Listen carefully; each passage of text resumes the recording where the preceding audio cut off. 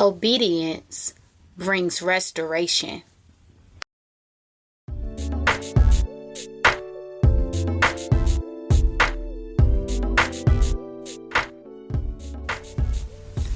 I'm Onisha, the host of this show, Glory Bites.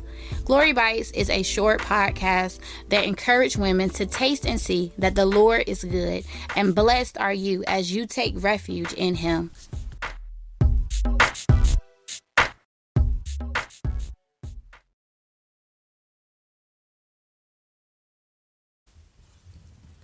Today, we are going to look at a portion of scripture in Luke 6.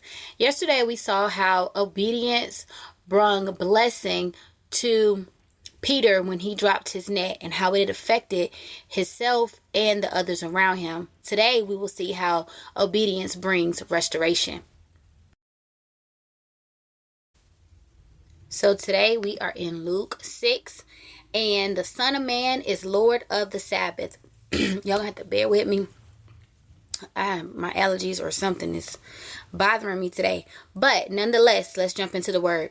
Jesus was going through the grain fields, and his disciples began to eat some of the kernels from the grain.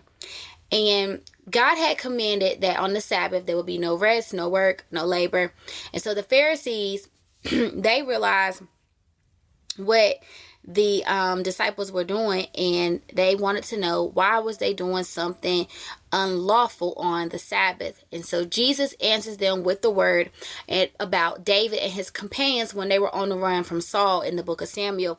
They stop and they eat the consecrated bread, which was unlawful, but they was in need. A human need to God is more important than anything. So Jesus explains to them that he is the Son of Man and he is Lord over the Sabbath. He was affirming his deity, and he was the Lord. He was the one who created the Sabbath, so he had the authority to make that exception in this time of need. On another Sabbath, he was teaching in the synagogue, and a man whose right hand was shriveled up. The Pharisees start to laser look at him. The scripture said, looking for a reason. There are some people who are always looking for a reason to accuse you. And so the Pharisees were looking for a reason to accuse Jesus, and they watched him closely to see if he was going to heal this man on the Sabbath. Jesus knew what they was thinking. So then he tells the man with the shriveled hand, he says, get up and stand in front of everyone. And so the man gets up, he stands there, and Jesus asked him two questions. He said, which one is lawful, to do good or to do evil, to save a life or to destroy? Jesus was thinking more in the positive, and they were thinking in the negative. And they were more concerned about their law than the freedom of this man. He looks at them, and then he looks at the man, and he commands the man to stretch out his hand. And the man did. And as a result, the man is completely restored. They were furious, and they began to discuss what they're going to do about him. Because, he has called them out. He has pretty much shamed them, and shut them up. And now they're mad. We got to do something about this. And so this is, as we see, how he ended up on the cross. They were plotting his murder. The last portion that we looked at today was the calling of the disciples. So this is the third portion of scripture this week that has reminded us to pray. Jesus went out to the mountainside to pray. He spent the night praying to God. I was like, oh my goodness, this is just such a reminder. For me, I think I've said this before, but it made me get in my closet today and start to clean out my space and make it back how it was, where I can have that time where I spend time with God and just cuddled up with my Bible and just have this secret hiding place.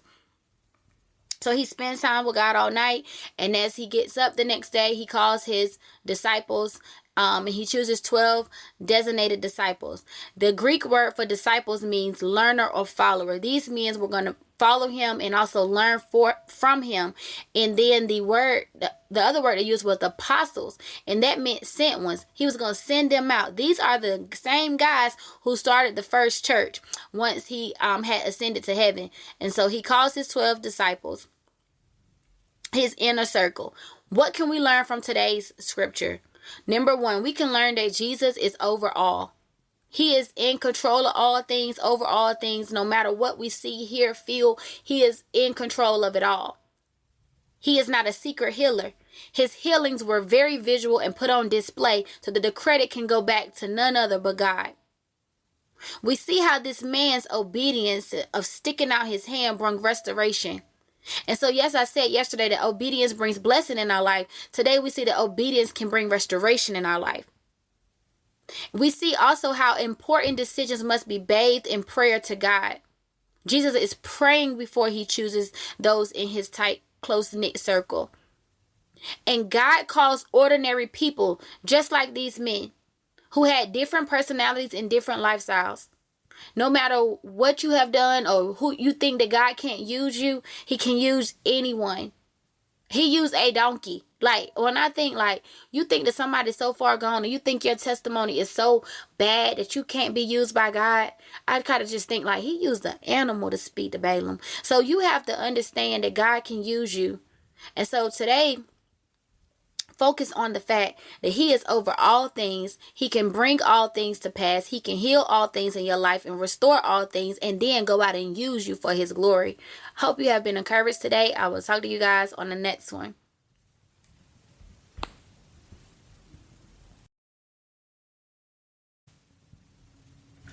I hope that you found today's episode encouraging. If you would like to sow a seed into the ministry of Glory Bites, you can buy your girl a coffee at buymeacoffee.com/Glory Bites. I am grateful for all the support that you have in this kingdom work of sharing the gospel through Glory Bites.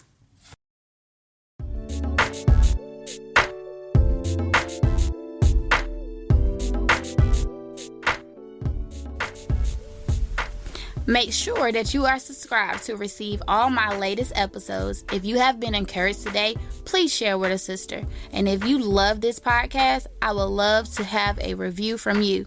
Also, if you need a way to write your own bite to go closer to God, please visit glorybites.com/shop. Thanks for your support.